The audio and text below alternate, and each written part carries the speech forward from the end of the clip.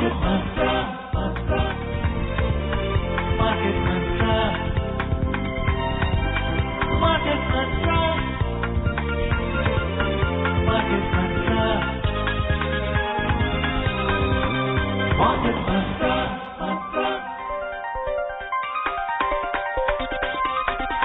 Market Mantra. Good evening and welcome to the Saturday edition of Market Mantra, in which we give you a complete update on the economic news of the day.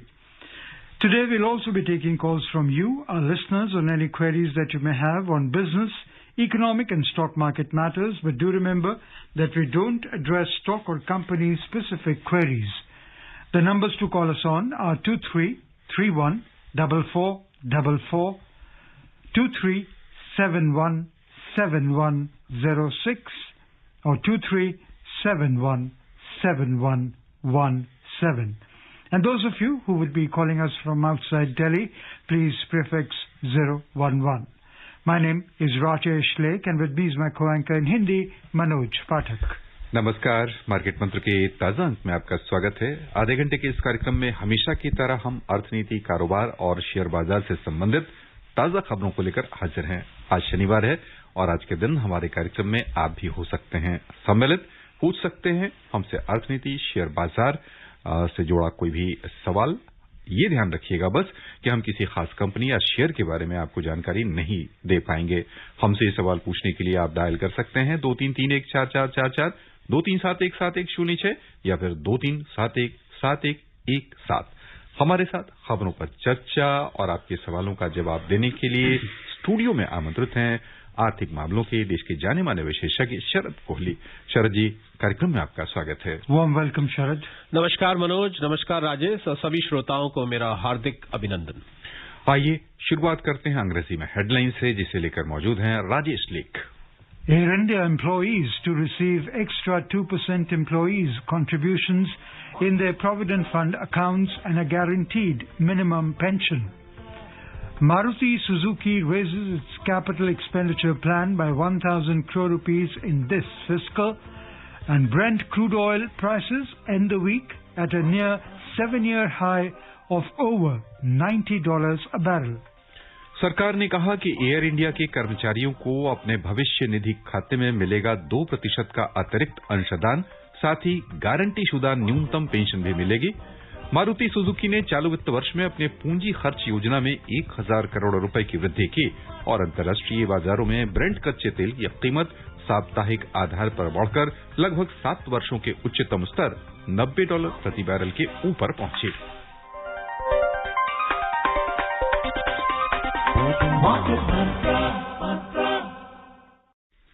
हमारे साथ कई श्रोता phone line पर जुड़ चुके हैं। हम आप सबों से आग्रह करना चाहेंगे कि हमारे साथ लाइन पर बने रहिए। हम पहली खबर के बाद आपको कार्यक्रम में सम्मिलित करेंगे। सरकार ने कहा है कि एयर इंडिया के 7,453 कर्मचारियों को कर्मचारी भविष्य निधि संगठन ईपीएफओ के सामाजिक सुरक्षा दायरे में लाया जाएगा। ये लाभ उन कर्मचारियों को मिलेगा जिनका दिसंबर 2021 का अंशदान ईपीएफओ में आ चुका है। श्रम और रोजगार मंत्रालय ने कहा है कि इन कर्मचारियों को अपने भविष्य निधि खातों में वेतन के 12% अंशदान के अलावा 2% नियोक्ता का भी अंशदान मिलेगा। मंत्रालय ने कहा है कि इन कर्मचारियों को न्यूनतम 1,000 रुपए की गारंटीशुदा पेंशन और कर्मचारी की मृत्यु होने पर परिवार और आश्रितों को पेंशन दी जाएगी। बीमित व्यक्ति की मृत्यु होने पर 2.5 लाख रुपए से लेकर 7 लाख रुपए तक का लाभ उनके आश्रितों को दिया जाएगा। इसके लिए ईपीएफओ कर्मचारी से कोई अतिरिक्त प्रीमियम नहीं लेता है। We have two callers online with us, one from Jaipur and the other from Delhi. First we go to Delhi and extend a warm welcome to Gautam. We welcome you, Gautam. Please ask your question. Thank you very much. Sir ji, last week I called you and I was asking to how to invest in the cooperative society. आपने कहा था कि अगर आप किसी specific नाम लें तो मैं इस बार को बता पाऊंगा। तो मैं अमूल के बारे में जानना चाहता हूँ, अमूल में इन्वेस्ट करना चाहता हूँ, कैसे कर सकता हूँ, प्लीज गाइड कीजिए। देखिए गौतम, अमूल एक कोऑपरेटिव सोसाइटी है। वैसे हम या कंपनी स्पेसिफिक या ब्रांड स्पेसिफिक बात नहीं करते। मेरा आपका पूछने का, आपको बताने का तथ्य ये था कि आप किस प्रकार की सोसाइटी में करना चाहते हैं। बट एनीवे, आपने अब नाम से पूछा। देखिए, जो कोऑपरेटिव सोसाइटीज होती है उनकी हमेशा मेंबरशिप ओपन नहीं रहती है, क्योंकि कोऑपरेटिव सोसाइटी के आप मेंबर बनते हैं, आप उसका स्टेक लेके जो उनका प्रोसीजर होता है। तो समय समय पर कभी कभी कोऑपरेटिव सोसाइटी जब उनके मेंबर कम हो जाते हैं, या जैसे कोई वैकेंसी क्रिएट हो गई, या उन्होंने नंबर ऑफ मेंबर्स की लिमिट बढ़ा दी, तो मैं आपको सलाह ये दूंगा, मेरे जानकारी के अनुसार शायद इस कंपनी की या इस सोसाइटी की अभी मेंबरशिप नहीं खुली है, पर मैं आपको सलाह दूंगा आप इसकी वेबसाइट पर जाएं, और कोऑपरेटिव सोसाइटी की वेबसाइट आपको मिलेगी, वहां पर आप उस पर तलाश करें कि अगर उनकी मेंबरशिप ओपन है गौतम, तो आप मेंबरशिप लीजिए। अमूमन पर अगर मैं आपको ये सलाह दूंगा गौतम, अगर आप खाली मुनाफे के लिए मेंबरशिप लेना चाहते हैं कि आप वहां इन्वेस्ट करके कुछ मुनाफा कमाएं, और कोऑपरेटिव सोसाइटी की मेंबरशिप लेनी कठिन हो रही है, तो आपके पास बहुत सारी स्टॉक ऑप्शंस हैं। आई मीन शेयर्स में तो म्यूचुअल फंड्स हैं, शेयर से इतने सारे शेयर हैं जिन्होंने कईयों ने तो कई 100% रिटर्न दिया है पिछले 1-1.5 साल में। तो आप अगर खाली मुनाफे के लिए जा रहे हैं तो आपके पास बहुत सारे विकल्प उपलब्ध हैं, पर आप खाली इमोशनल रीजन से या जुड़ने के लिए जा रहे हैं तो आप उसकी वेबसाइट पे चेक करें कि क्या उस कोऑपरेटिव सोसाइटी की मेंबरशिप खुली है, क्योंकि ये एक शेयर्स की तरह नहीं है, हमेशा खुला नहीं रहता है, तो आपको ये चेक करना पड़ेगा। वो मुझे डाउट है कि आपको ये खुला मिले। जी आइए चलें जयपुर से हमारे साथ फोन लाइन पर हैं जितेंद्र जी, स्वागत है आपका, सवाल पूछिए। हाँ सर, जैसे 2-3 साल में कुछ इंडियन मार्केट का तो हल्का फुल्का तथा जानकारी हो गई है आप लोग को सुनते सुनते। अगर हम फॉरेन मार्केट में ईटीएफ लेना चाहें तो जैसे कौन से मार्केट में जाए, यूरोपियन वाले का ईटीएफ ले या जर्मन वाले का या ताइवान का, इसका थोड़ा सा गाइड करें। जितेंद्र जी, मैं आपको सलाह दूंगा, बहुत अच्छी बात है आपका इंटरेस्ट है इंटरनेशनल मार्केट्स में, और डैक्स है, कैक है, अमेरिकन मार्केट्स उसमें डाउ है, S&P है, नैस्डैक है। तो देखिए, अब बेहतर यह है कि भारतीय मार्केट्स में भी कुछ विदेशी मार्केट से रिलेटेड फंड्स बने हुए हैं।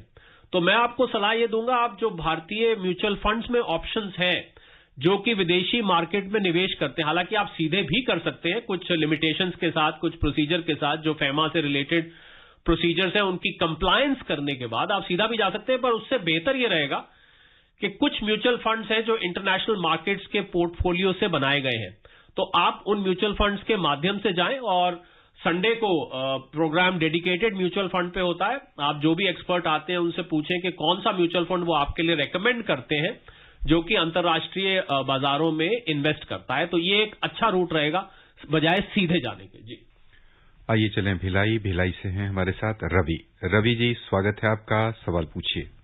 नमस्कार मार्केट मंत्रा और कोहली साहब को विशेष नमस्कार। पहली बार मेरे को ये मौका लगा कि उनसे बात कर पा रहा हूँ, क्योंकि उनका स्पॉटलाइट वगैरह में भी इतना बढ़िया एनालिसिस रहता, मजा आता है। आज मैं उनको पर्सनली धन्यवाद देने का मौका मिला, इसके लिए थैंक्स। और अब मैं क्वेश्चन पूछता हूँ।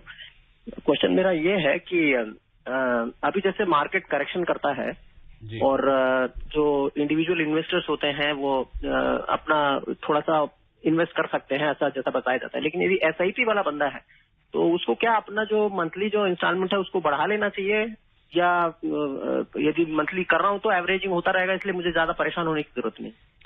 चलिए रवि जी, पहले तो आपके प्रशंसा भरे शब्दों के लिए शुक्रिया, और मैं बिल्कुल नतमस्तक होकर आपकी प्रशंसा स्वीकार करता हूं। और जो आपने पूछा, देखिए SIP का जो लाभ है वो यही है कि SIP क्योंकि हर महीने होता है या एक सिस्टमैटिक इन्वेस्टमेंट होती है या क्वार्टरली जैसे भी करा जाता है, तो वो मार्केट के उतार चढ़ाव को अपने अंदर फैक्टर इन कर लेता है। आपने मान लीजिए एक किस्त आपकी गई जब मार्केट नीचे था, दूसरी किस्त गई जब मार्केट थोड़ा ऊपर था, तीसरी किस्त आपकी गई जब मार्केट थोड़ा और ऊपर था, फिर चौथी किस्त जाते जाते मार्केट फिर नीचे आ गई। तो होता क्या है कि SIP उसको एवरेज आउट कर देता है। तो SIP मार्केट के उतार चढ़ाव में आप उसको कांस्टेंट रखें। अगर आप घटाते बढ़ाते रहेंगे तो आपको ये नहीं मालूम पड़ेगा कि आपने उसको मार्केट के नीचे मान लीजिए बढ़ा दिया और मार्केट और नीचे चली गई, तो आप ये करते ही रह जाएंगे उसको घटाते बढ़ाते। तो SIP को एक सिस्टमैटिक तरीके से जाने दीजिए और मार्केट का एवरेज आउट परचेज आपके लिए SIP अपने आप कर देगा। यही SIP की खूबसूरती है, यही SIP करने का फायदा है कि वो आपको मार्केट के उतार चढ़ाव से न्यूट्रलाइज कर देता है। जी From Delhi, we are joined in by Arvind. Arvind, we welcome you. नमस्कार कोहली साहब को विशेष तौर से। मैं भी कोहली साहब के लाखों प्रशंसकों में से एक हूं, और आज मेरे मन में एक प्रश्न है कि जैसे सॉवरेन गोल्ड बॉन्ड 2700 के लगभग इश्यू प्राइस थी, जब स्टार्ट हुआ था जी। और आज करीब करीब ना ये 4700-4800 के आसपास पहुंच गया है। तो जो 2000 रुपए का गैप हो गया, तो ये लॉस कौन भरेगा? सरकार भरेगी या बजट के किस प्रोविजन में ये कवर होगा? अच्छा, अरविंद जी शुक्रिया जरा नवाजी का। देखिए, जो सॉवरेन गोल्ड बॉन्ड होता है वो सरकार आपको इशू करती है अगेंस्ट गोल्ड। ऐसा नहीं है कि सरकार उसको अपने पास से देती है, उसके अगेंस्ट जब भी आप सॉवरेन गोल्ड बॉन्ड खरीदते हैं तो आपके नाम का उतना गोल्ड सरकारी खजाने से या जो ट्रेजरी है वहां से एलोकेट हो जाता है। तो जब प्राइस बढ़ती है तो उस गोल्ड की प्राइस भी बढ़ती है। तो सरकार को अपनी जेब से नहीं देना पड़ता, क्योंकि मान लीजिए आपने मुझे कहा खरीदने को, मैंने खरीद के रख लिया, तो आपने जो मुझे कीमत दी मैंने तो उसी पे रखा। कल को जब बढ़ेगा तो भी आपका, जब मैंने लिया था तो भी आपका, तो मेरी जेब से कुछ नहीं गया ना। मैं उम्मीद करता हूं आपको ये मैकेनिज्म समझ आ गया होगा कि सरकार को अपनी जेब से नहीं देना पड़ता, आपके नाम से ही सरकार खरीद के एक तरफ रख देती है। जब बढ़ता है तो उसका आप ही को फायदा होता है, नुकसान किसी को नहीं होता। जी, दिल्ली से हमारे साथ हैं सतीश जी, स्वागत आपका। Thank you sir. Kohli sahab, good evening sir. Good evening Satish ji. Sir, मेरा there are two parts in my question. First is this IPO, जी, when this price is fixed, जी, there is no SEBI directive on it, like for example, I say this Paytm, they fix the price and now where it is, you know it very well. Second part is, sir, this mutual fund of UTIs, I invested a lot of amount. जी. Now I think there is this particularly master gain, this tax saver plan and all. There is no NAV as such. So what is the problem with that? That is, thank you, sir. Satish ji, addressing your first problem about IPO, see, IPO, the price is taken out of a process. There's a document called Red Herring Prospectus, you must have heard. And there is a process by merchant bankers which is called book building method. Under this book building, the performance of the company over the last few years, the reputation of the company, the profile of the promoters, the prospects, a lot of factors are considered. And the price of the IPO is decided. Now, once the price of the IPO is decided, that is, of course, the price band is there, the upper range, lower range, and it is approved by SEBI and IPO is launched. But once it is launched, Satish ji, SEBI has got no control over it. एक बार वो market में आ गया, then it is driven by market forces. The demand and supply which applies to other stocks also applies to stock which is launched through IPO. So SEBI only intervenes and approves till the book building method and merchant bankers approve. So there is a whole process. But once it is in the market, it is left to the market forces. As regards your UTI mutual fund, I would suggest, because in this particular show there is a dedicated show tomorrow on mutual funds, I would request you to redirect your question tomorrow during the dedicated mutual fund show, where an expert will be very specifically answering your question. Delhi से ही हमारे साथ phone line पर हैं JS Saluja साहब, स्वागत आपका, सवाल पूछिए। Good evening to Sharadji and the team. My question is that during the earning season, the business channels come up with their estimate on the earnings of the company, so quarterly earnings. But how come they are so precise? Like if they say 23.1% will be the estimated profit, it comes so close to it. So is it a crooked up data or they really work very hard? Thank you. Saluja Saab, that's a very interesting question. I must tell you, because, I remain connected to some of the business channels. We don't name the channels here. But, finance department of every company, they give a guidance note. So before the results are about to come, the channels or the media, they approach the company who are dedicatedly involved in these announcements and these coverages. They ask the CFO and the accounts team or the board of directors of the company, who give an estimation. So before they release the results, they give an estimation that our result is expected to be somewhere around, like you said, 23%, 23.1% increase in the EBITDA or profit. And then when it is finally announced, because the results, don't forget, is a result of accounting process. So once the accounting process concludes, the final results come out. So the guidance is given by the company. Some rating agencies and business houses which are into the rating business also calculate the expectations. But mostly these close estimates are given by company themselves in the form of guidance notes. So no magic, no cooking up there. It is very, very transparent, given by the company itself. Bihar से हमारे साथ phone line पर हैं संजय जी, स्वागत, सवाल पूछें। जी कोहली साहब नमस्ते, मैं संजय बोल रहा हूँ सीतामढ़ी से, बिहार से। नमस्कार संजय जी।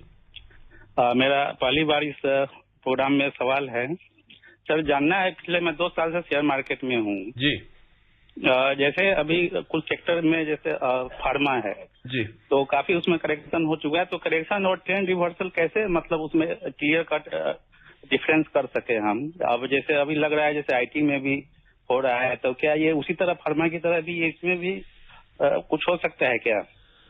संजय जी देखिए, ऐसा कोई फिक्स्ड मेथोडोलॉजी या कोई फिक्स्ड रूल नहीं है कि फार्मा में अभी चढ़ा और उसके बाद रिवर्स हो गया, या आईटी में चढ़ा रिवर्स हो गया। बहुत सारे फैक्टर्स होते हैं संजय जी। फार्मा में जैसे हमने देखा कि जब कोविड की वेव आई, एकदम से फार्मा सेक्टर चलने लगा, फिर वो वेव ठंडी हुई, फिर थोड़ा करेक्शन आया, फिर सेकेंड वेव आई, फिर चढ़ा, फिर थर्ड वेव आई, फिर चढ़ा। अब पता लगा कि थर्ड वेव उतनी घातक नहीं है थैंकफुली, और इसमें हॉस्पिटलाइजेशन कम हो रहे हैं, इसमें मृत्यु दर भी कम है, तो फार्मा शेयर फिर कूल डाउन होने लगे।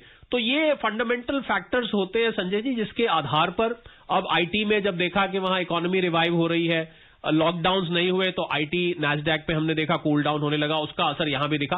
तो फंडामेंटल फैक्टर्स किसी भी सेक्टर के ट्रेंड रिवर्सल में या उतार चढ़ाव में असर करते हैं। कुछ हद तक संजय जी टेक्निकल फैक्टर्स भी असर करते हैं, क्योंकि कई बार कोई सेक्टर ओवर बॉट हो जाता है, मतलब बहुत ज्यादा लोग उसको खरीद लेते हैं। कभी कभी कोई सेक्टर ओवर सोल्ड हो जाता है, तो उसमें फिर शॉर्ट कवरिंग आती है या शॉर्ट सेलिंग होती है। ये भी तो फंडामेंटल टेक्निकल फैक्टर्स को मिला के बनता है। कोई ऐसा फिक्स्ड रूल संजय जी नहीं है कि कब ट्रेंड रिवर्सल। अगर हम ट्रेंड रिवर्सल फोरकास्ट करने के काबिल बन जाएं तो फिर हम तो राजा बन गए 1 मिनट में, क्यों संजय जी? जी। We invite Ratnakar from Mumbai to ask his question now. Ratnakar, please go ahead.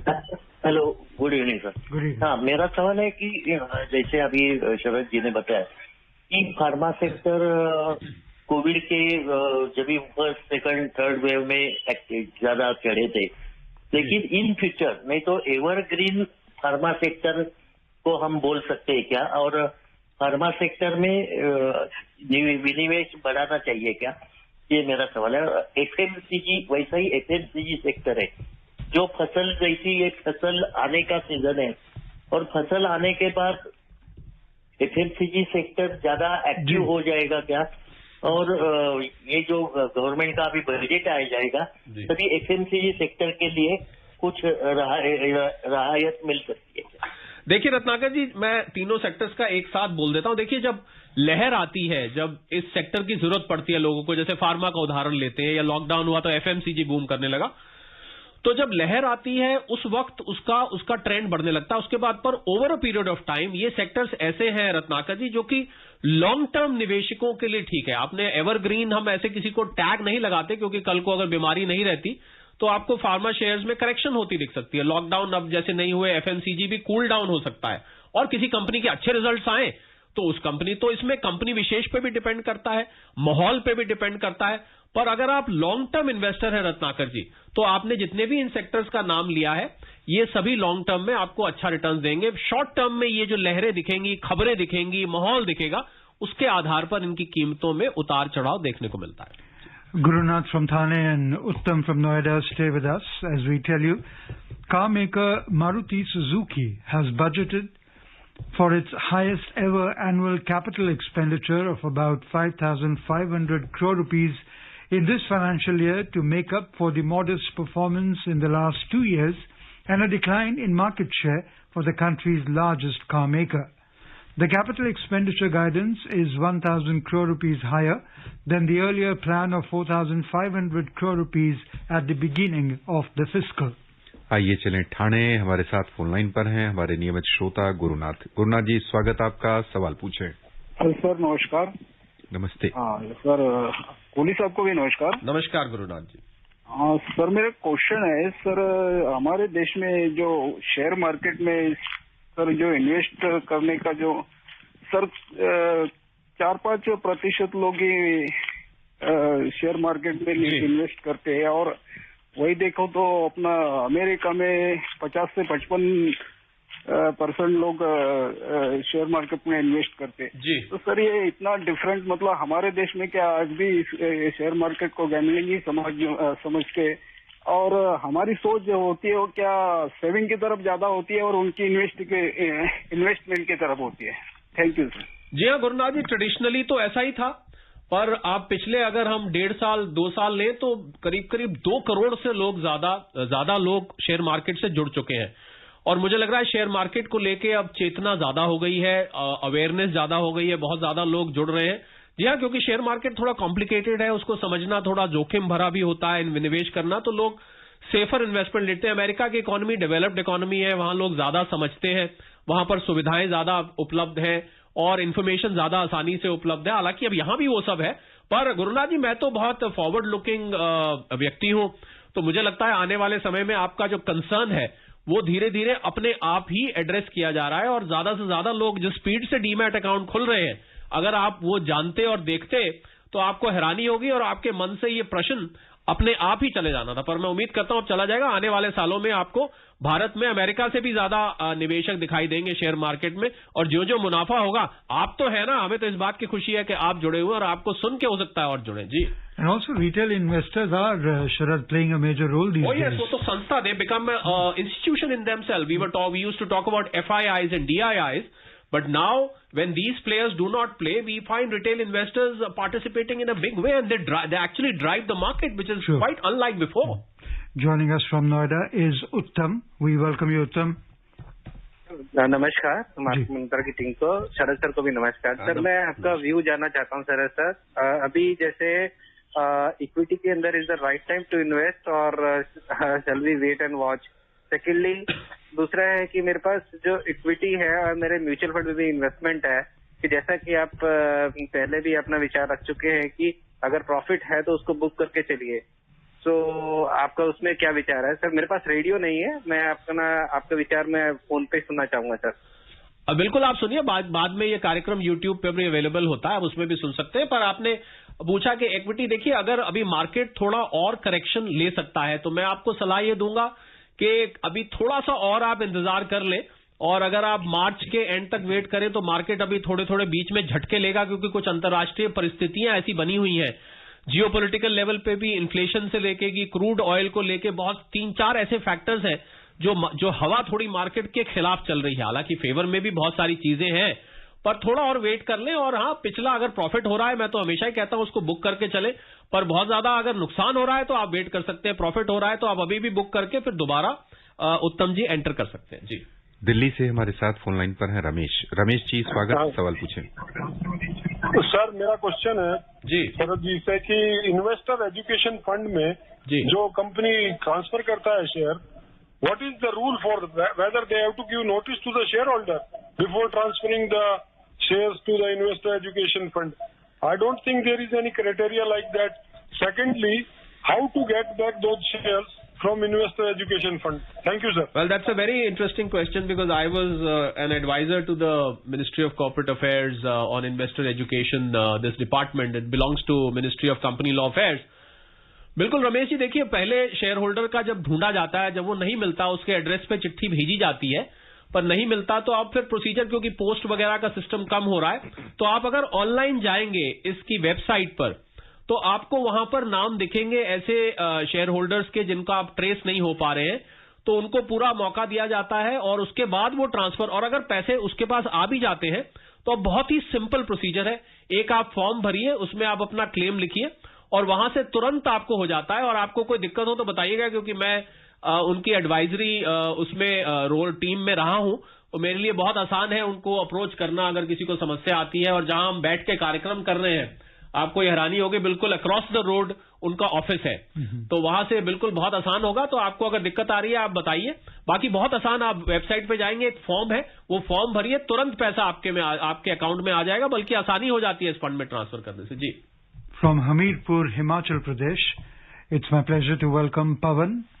Pawan, please go ahead. Jai Hind sir. जय हिंद सर, मैं ये जानना चाहता हूँ कि जैसे शेयर जो है वो जब हम खरीदते हैं वो एक ही कंपनी के खरीदने चाहिए शेयर हमें, और दूसरा क्वेश्चन जो है वो मेरा ये है कि जैसे हम जो है वो अपना प्रॉफिट कमाते हैं किसी शेयर में, तो उसका जो है वो हमें कितना % जो है वो टैक्स के रूप में देना पड़ेगा इसमें? पवन जी, बहुत अच्छा आपने सवाल पूछा है, बहुत ही बेसिक सवाल आपने पूछा है। जी नहीं, एक अंग्रेजी में कहावत है पवन जी कि never put all eggs in the same basket, मतलब सारे के सारे हमारे जो अगर अंडे किसी के पास है उसको एक ही टोकरी में नहीं रखना चाहिए, नहीं तो वो टूट जाते हैं।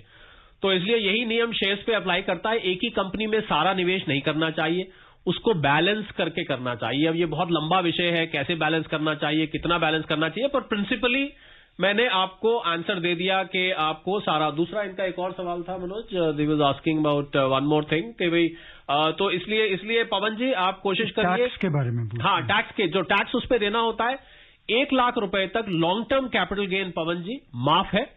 1 लाख रुपए से ऊपर अगर लॉन्ग टर्म उसको कहते हैं अगर आप 1 साल से ज्यादा शेयर्स रखते हैं तो उस पर फिर 10% टैक्स लगता है। अगर आप 1 साल से कम रख के बेचते हैं तो 15% आपके मुनाफे पर टैक्स लगता है। उम्मीद करता हूं हमीरपुर के ठंडे मौसम में आपको यह गरम जवाब मिल गया होगा जी। Before we take Shankar's call from Bhopal, let's tell you that the global crude oil prices ended near 7-year peak yesterday and recorded their 6th straight weekly gain. On a weekly basis, the benchmark contracts notched their longest run of gains since October. So Brent crude futures ended the week at $90.03 a barrel after hitting $91.70, the highest level since October 2014. US crude futures closed at $88.44 a barrel. During the session, US crude reached a fresh 7-year high of $88.76 a barrel in yesterday's session. We have a question related to it, but before that, let's ask what Shankar from Bhopal would like to ask our expert. A warm welcome, Shankar. Thank you. Good evening, Kohli ji. Good evening. So my question is about income tax slab, which is in which first 2.5 lakh is tax-free, it is not taxable, which I believe is a basic income, minimum income for any individual. And why it is not linked to inflation, because it should rise every year with the inflation. Prices go up and the things become expensive. So why is it not linked? And do you expect income tax slab to be tweaked, improved and simplified in this financial year? This is my question. Thank you. Well, Shankar, whether it will be revised or whether it will be improved is anybody's guess. But then it is not linked to inflation. See, we have about 7.5 crore tax filers. But you'll be surprised that actual number of people who deposit tax, who actually pay tax, and this even the Prime Minister spoke about this data, is only 1.5 crore. So in a 137 crore population, 1.5 crore people actually pay income tax. So the moment you tamper with the slab, उसमें से और लोग बाहर हो जाते हैं. So the government's mandate is to expand the tax base. But then if with proper tax planning, you can claim exemption, Shankar, up to, we in one of the cases we calculated that up to 15 lakhs. Of course, there are various permutation, combination, deductions you take. We calculated up to 15 lakhs, you need not pay tax, but up to 5 to 7 lakhs is normally people do not pay tax because of, and as far as inflation is concerned, there is for salaried people, there is a standard deduction which is allowed for expenses. But yes, I agree in principle with your thought. And I spoke even during a TV show when I declared the expectations from the budget that yes, inflation-linked income tax provisions or deductions would be a welcome step because inflation right now is over 5% and it would be very helpful for the middle class who contribute to building of the nation. Yeah. So before we leave you, Sharad, what's your expectation from the market in the coming week? I think we have a major event this week, especially on Tuesday. We have budget, so therefore the international markets will drive, but then budget is going to control the market and some announcements may affect the movement of the market. बस यहीं पर श्रोताओं की ओर से शरद जी हम आपको बहुत-बहुत धन्यवाद देना चाहेंगे. शुक्रिया. And before we close, the headlines once again. Air India employees to receive extra 2% employees contributions in their Provident Fund accounts and a guaranteed minimum pension. Maruti Suzuki raises its capital expenditure plan, and Brent crude oil prices end the week at a near 7-year high of over $90 a barrel. That's all we have in this edition of Market Mantra. Till tomorrow, goodbye. Market Mantra.